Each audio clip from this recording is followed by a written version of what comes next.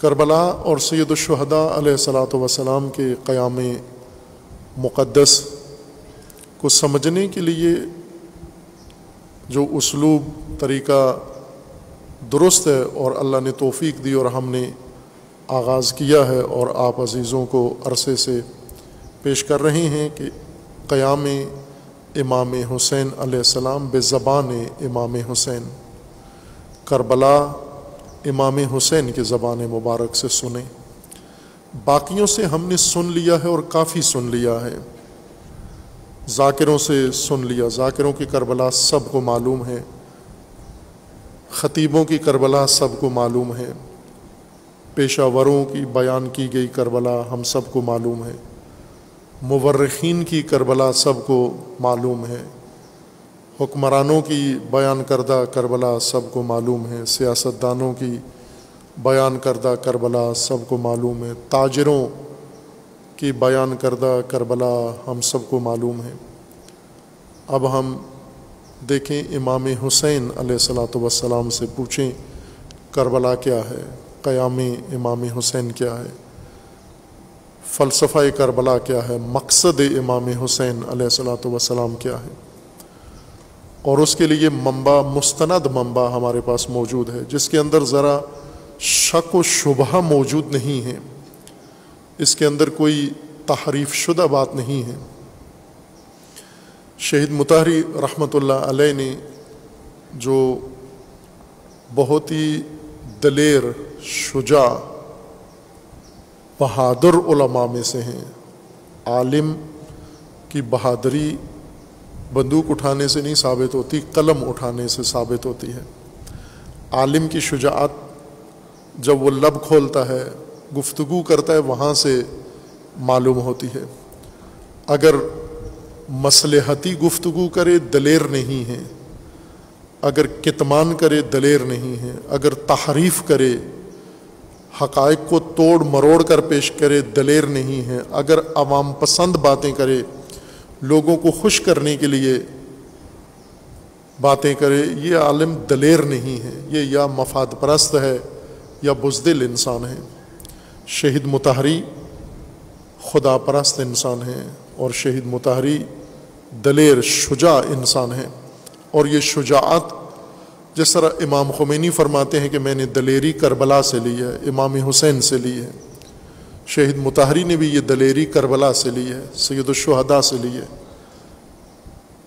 شہید مطہری نے کربلا کے متعلق حماسہ کربلا کتاب ہے شہید کی،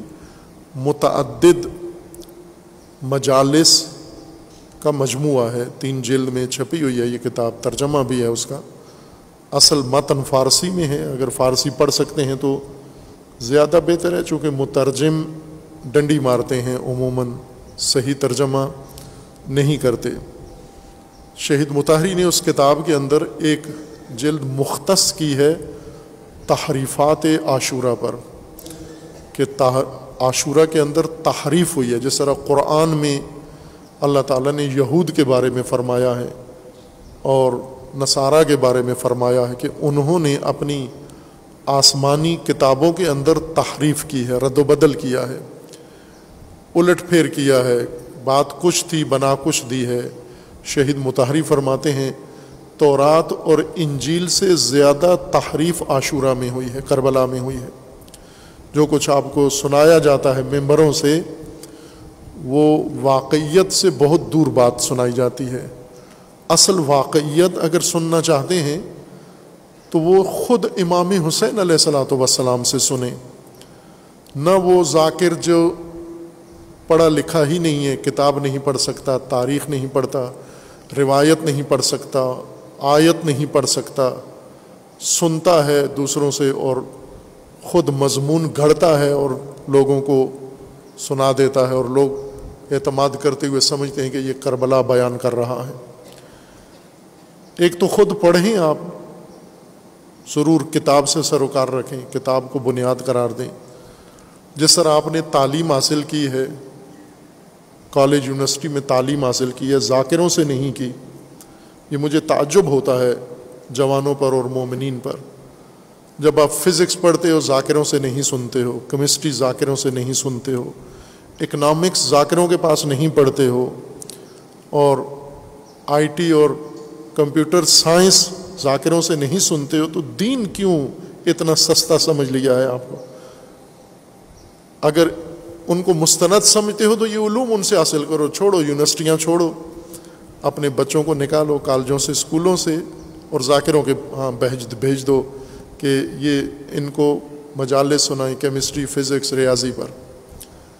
ان کو تو خود نہیں آتی یہ علوم، اس لیے آپ اچھا کام کرتے ہیں جو ان کے پاس نہیں بھیجتے،